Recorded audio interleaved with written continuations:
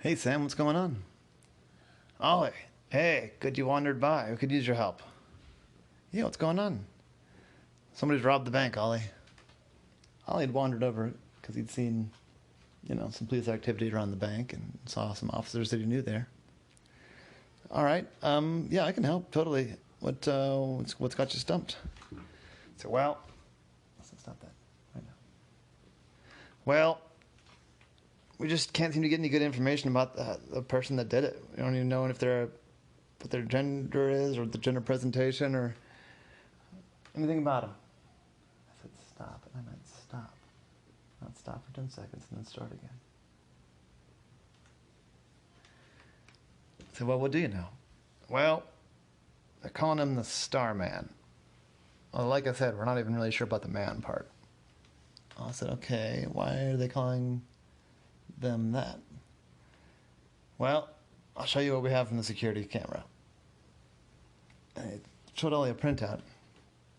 And the printout was a person of some sort in nondescript clothing, but they had a big star on their face. I said, huh. Do you want to give a shot at talking to some of the people here? We still have, I think, everybody that was, here at the time still present. I said, sure. Who do we got here? That person there's the teller. That's the person that Star Man spoke with. That's all I went over. Said, hi, my name's Ollie the Octopus. I'm a detective. I'm helping out the police in this case. What can you tell me? I said, yeah, well, so, it was, kind of the middle of my work day, and we'd been doing regular stuff kind of all day, pretty normal clients. And then this guy came in, and had a big star on his face. It was the first thing I noticed. I wasn't sure what they were doing. They waited in line like everybody else. And then I was like, oh gosh, what this is going to be about.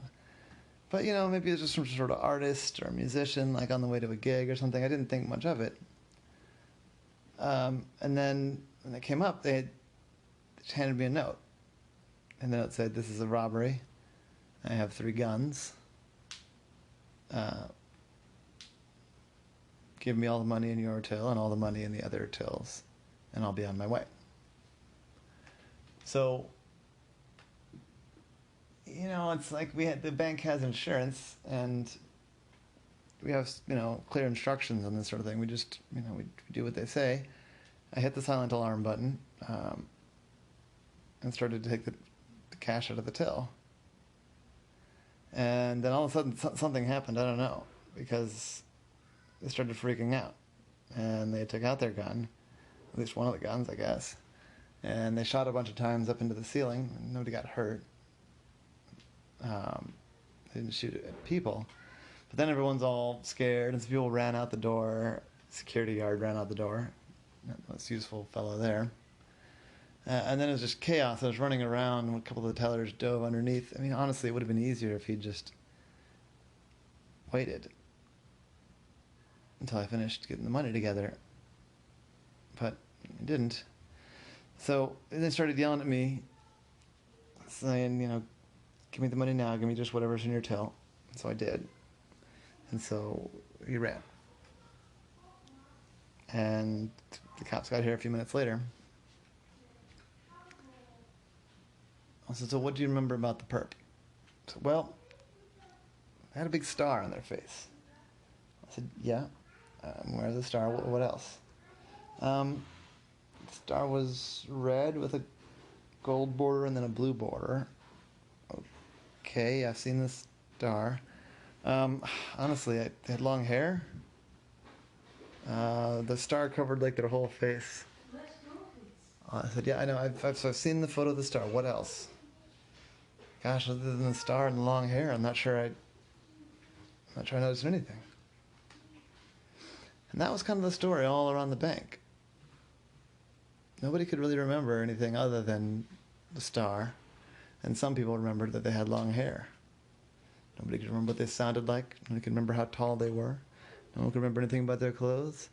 Honestly, people couldn't even remember which way they ran when they left. All anybody could remember was the star.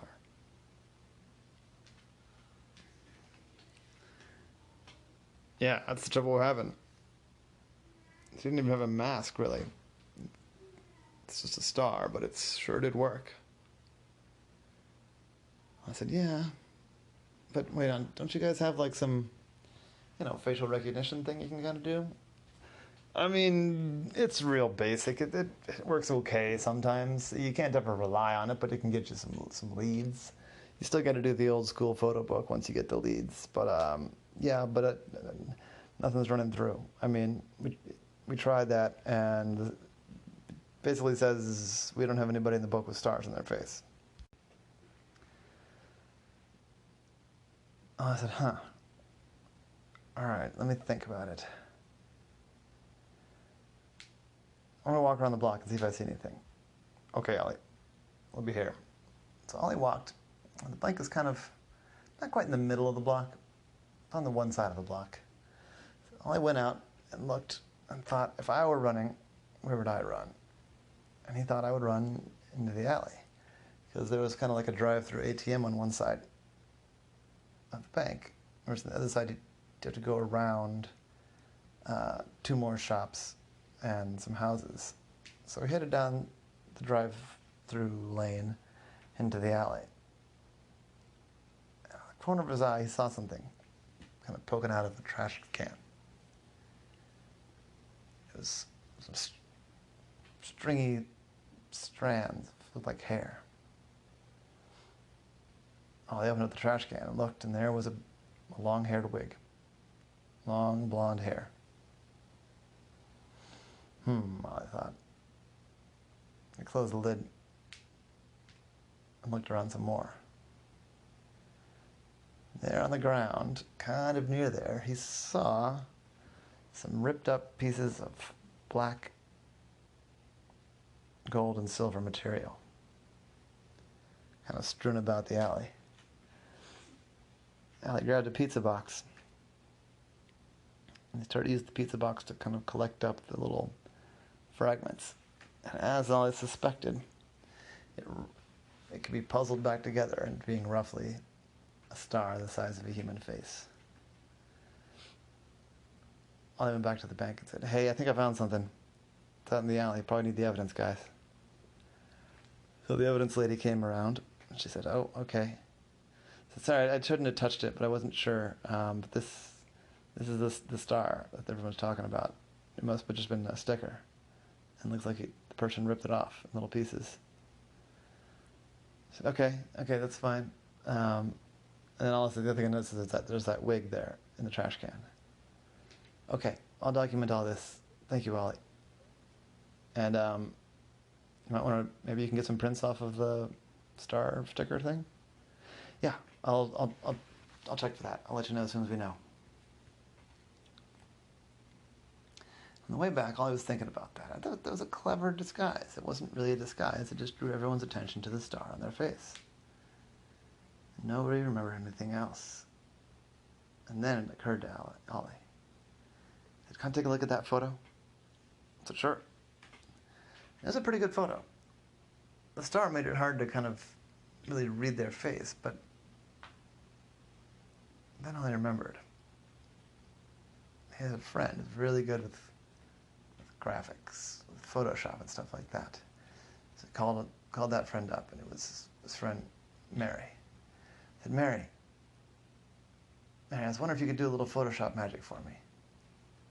She said, "I can try. What do you need?" I said, "I've got a photo of a guy, or I think it's a guy, with a pattern on their face. And I want you to try and desaturate out, make the pattern go away without changing the structure of their face. Do you think you can do that?"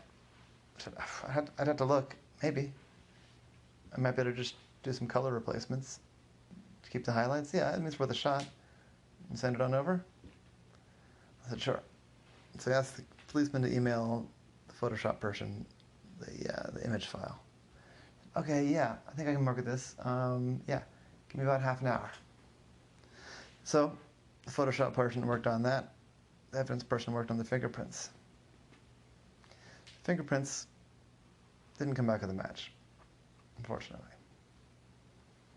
But I got a call about 20 minutes later. Oh, I think I got something for you. I don't recognize the person, but I got that star off their face. They sent the photo back over. And there, I thought the star was a regular-looking person face. And they started running that to the database, and a hit came up almost right away. 3 hits came up almost right away. 3 criminals working here in Baltimore City. One that had also gotten in trouble in Philadelphia. Another that had also gotten in trouble in D.C. Only one of them had been in trouble for bank robberies and like store robberies. The other one was a burglar, and the other was involved in some like drug stuff. So they rounded them up. And by the end of the day, they had all 3. And then it was just a question of the fingerprints. They didn't have a match of the fingerprints in the database, but if the fingerprints on the sticker matched the fingerprints of any of the 3 of them, that would put them to the crime scene. And sure enough, the one that Ollie thought, the one that'd mostly been in trouble in Baltimore and had done a couple of bank robberies and and store robberies, their fingerprints matched. Ollie went in and said, "Hey, we've got you dead to rights. We've got your fingerprints on the mask. We're probably going to find some pieces of your hair in the wig. Might as well tell us everything now." I said, "Well, Ollie, I wish you hadn't come by. My ruse was working pretty well. But here's the thing, I'm not going to tell you anything. Other than what I just did. I guess I shouldn't have said that. No. Y'all are going to get me my lawyer. And you're going to have to prove every inch of it." I said, "That's fair. That's fair. But I got to know. Why the gold on the star?" I said, "What? Why the gold on the star?" "The gold on the star? The gold doesn't matter. That's just the star that they had at the shop." "Oh, crap." I said, "Yep, that's not going to help you." And that was the story of Ollie and the star-faced man.